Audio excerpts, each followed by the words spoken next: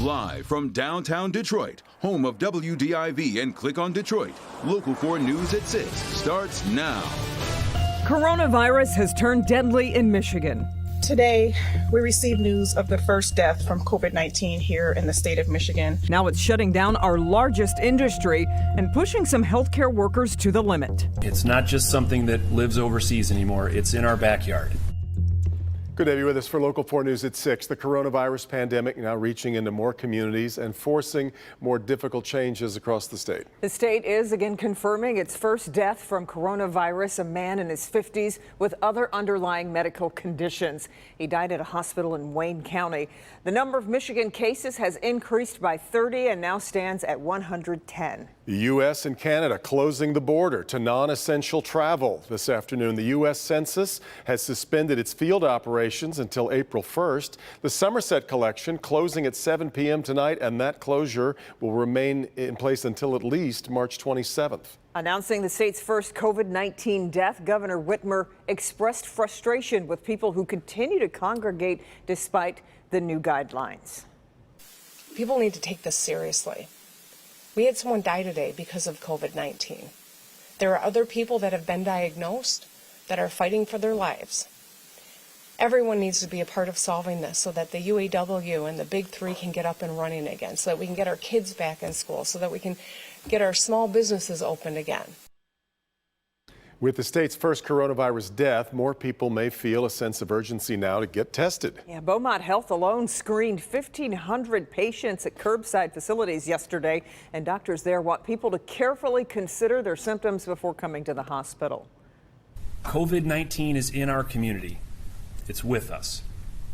It's not just something that lives overseas anymore. It's in our backyard.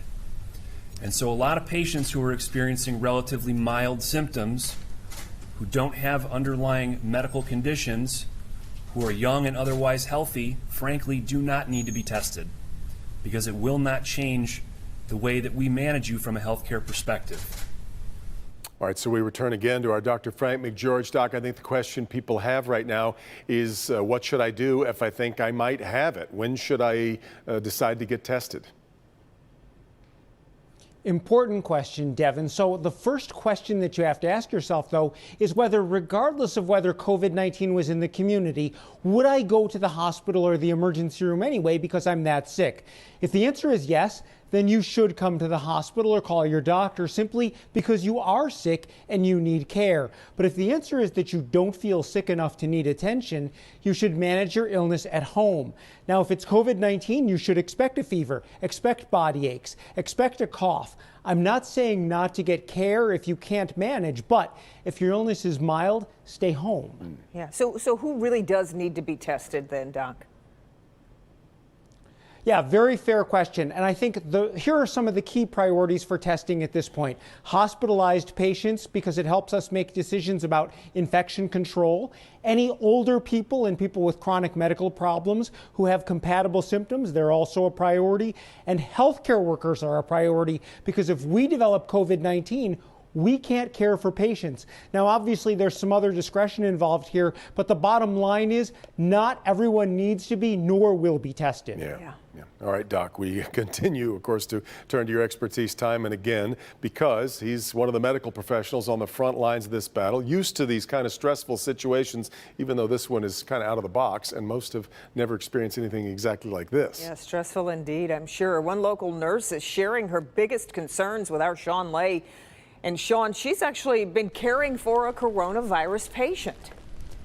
She is on the front lines of this now each and every day, looking at this in the face because she is caring for one coronavirus patient. She has another patient in quarantine under her care, showing all the symptoms, waiting for her test results to come back. She's balancing this with home life, with her child home from school. She says one big thing has become clear. She needs help. She needs more staffing. I'm ready to rock and roll. I'm going in. Kanisa Barkai is an RN at Sinai Grace Hospital, and she says it's important to speak out to Local 4 tonight. right now, I mean, it's scary. It's so scary because we don't know what's going on. We don't know if we've already been exposed, you know, even in the previous weeks. We don't know if we're doing enough to keep ourselves protected. She says she has one coronavirus patient under her direct care and another whose coronavirus test is pending, and she says she's exhausted. My gloves, my hair cover, my mask. She gears up from head to toe to protect herself when visiting one coronavirus patient, but then she also has other non-coronavirus patients to see, a potential problem that she says could put her other patients at risk. You know, the same nurse that just gowned up next door 5 minutes ago from head to toe, praying that she's not going to be exposed herself, and then I'm going into your room. As a patient, I know I sure in the heck wouldn't want that. She is worried about running out of protective gear. She is worried about more coronavirus cases overwhelming the hospital. I mean, first and foremost, I mean, I'm a mom, I'm a parent, and then, you know, I want to keep myself safe, but at the same time, you know, I understand I'm a nurse, you know, and I did sign up for this. We asked the DMC what they thought of the nurses' comments. They're telling us tonight, quote, the DMC has taken appropriate steps and we have trained professionals and the necessary equipment to react accordingly. We can safely and appropriately care for our patients with the necessary supplies and equipment. Barkay says she was reaching out to speak out today, again, really concerned about the protective gear and possibly running out of it, and also believes that they need more staffing at her hospital. She also says, guys, in seeing this up close each and every day, the message, she says to people watching at home right now, she wants people to wash their hands. I know we're hearing that, but she says wash your hands, stay home if you can, because she says she doesn't want to see more cases come in overwhelming their facility. Can't say it enough. Okay. Yeah. Sean, thanks. It's become the new take care, wash your hands. In a move many workers had begun to call for loudly, Detroit's automakers made the decision to shut down all of their North American plants. They will be closed until March 30th so the facilities can be cleaned and sanitized. Rod Maloney live at FCA's Warren truck plant. Rod, workers you've been talking to seemed ready to stay home regardless.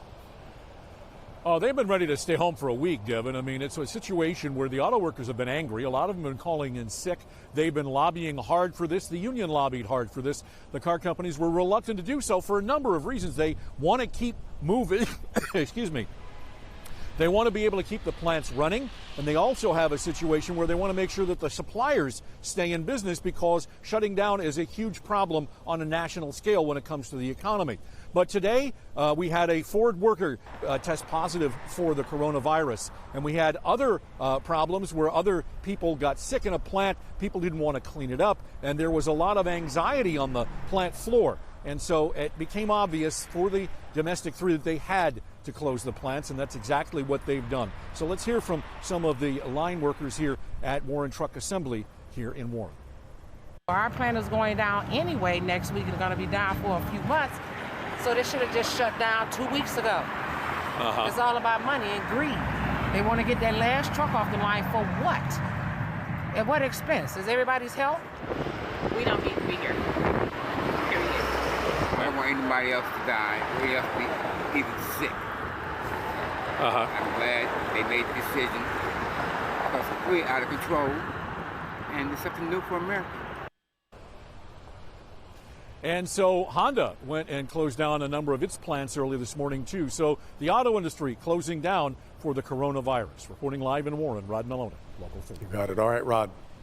Well, one question we've been hearing a lot: if schools are closed, shouldn't daycares also shut down? Well, some people who run local daycares are answering that question themselves, deciding to shut down without being ordered to do so by the state.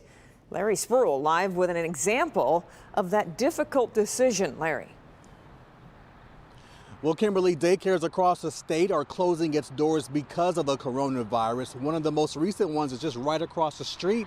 The Child Time Daycare Center here in Chesterfield Township tells me that a child recently tested positive for the coronavirus, and so they are shutting its doors for safety measures. Meanwhile, a local at-home daycare center is also doing the same thing. She tells me that was a tough decision. Wednesday afternoon, this Chesterfield Township location of the popular Child Time Preschool is closed. School leaders sent me this statement. It says, in part, we've been made aware that a child at our school has received an assumed positive diagnosis for COVID-19. We are partnering with the health department in order to prevent the further spread of this illness. Now, the statement continues, nothing's more important to us than the health and safety of our children, employees, and school families. That's why they're closing their doors. At-home daycare centers like Dreamcare Daycare are following suit. So this is where they learn. I talked to Zara Kanine with Dreamcare Daycare via FaceTime Wednesday. She's also shutting her doors on Friday in order to do her part when it comes to not spreading the coronavirus. This is a virus we know nothing of. This is shutting down the United States, the country, and this is supposed to be taken seriously. Kanine tells me she cleans her center daily, multiple times a day. You know, Laura makes you use a bleach solution. She has a small group of little ones, but she takes care of each of them like they were her own, which is why making the decision to close, even for a little while, is hard. For me as a mother and a wife, you know, I want to look after my own family. I'm concerned for my family. I'm concerned for the kids that I take care of.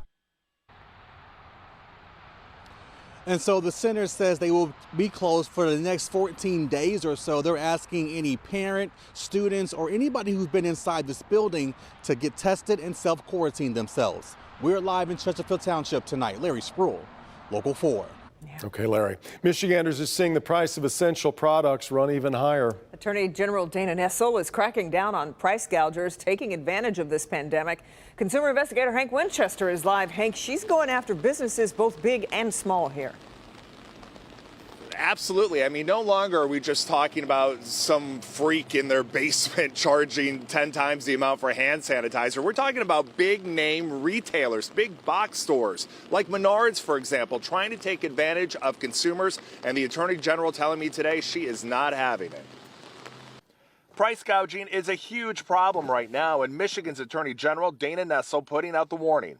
If you're a scammer trying to take advantage of people during these difficult times, the consequences could be severe. We're talking about face masks and hand sanitizer and bleach and other kinds of products that people need so that they're not transmitting the virus. Just yesterday, a big box retailer, a trusted brand, Menards, accused of inflating prices of products that some are desperate to get during the crisis. Now, under the new executive order promulgated by Governor Whitmer, it's a crime.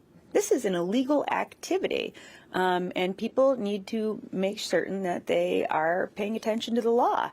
So we contact them, we let them know what you're doing is illegal and you need to stop it immediately. But it's not just well-known big stores. Obviously, scammers are out there online. They're charging outrageous prices for everything from hand sanitizer to toilet paper. Of all the inflated products I saw yesterday on the intake line, over and over again, toilet paper. People are breaking up, a 36 roll bag and selling one roll of toilet paper in some instances for $8. It was insane.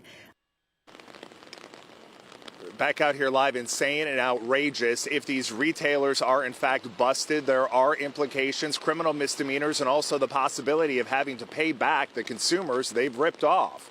We're live here in News Center. Hank Winchester. Help me, Hank. All right, Hank.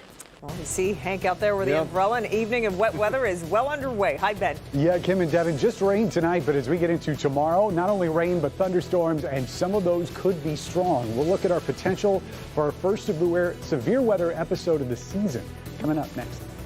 While most of you are staying in, that means not very many people out in stores. So we went to a few to talk to the owners about how they're getting creative to keep business moving.